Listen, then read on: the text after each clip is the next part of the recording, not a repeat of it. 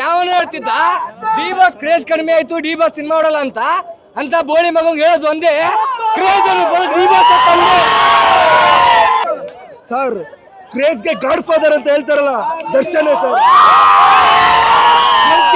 ಕ್ರೇಜ್ಗೆ ಅವ್ರ ಅಪ್ಪನ ಅಪ್ಪ ಸರ್. ದರ್ಶನ್ಗೆ ಡಿ ಬಾಸ್ಗೆ ಇಲ್ಲ ಸರ್. ಇನ್ನ 10 ವರ್ಷ ಅಲ್ಲ ಸರ್, ಇನ್ನ 20 ವರ್ಷ ಹೋದ್ರೆ ಈ ಕ್ರೇಜ್ ಎಲ್ಲೂ ಕಮ್ಮಿ ಆಗಲ್ಲ ಸರ್.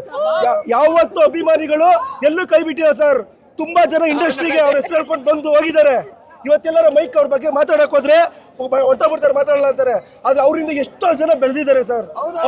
ಅಭಿಮಾನಿಗಳು ಯಾವತ್ತೂ ಕೈ ಬಿಟ್ಟಿಲ್ಲ. ಮತ್ತೆ ಧನ್ವೀರ್ ಅಣ್ಣನ್ಗೆ ನಿಜವಾಗ್ಲೂ ತುಂಬಾ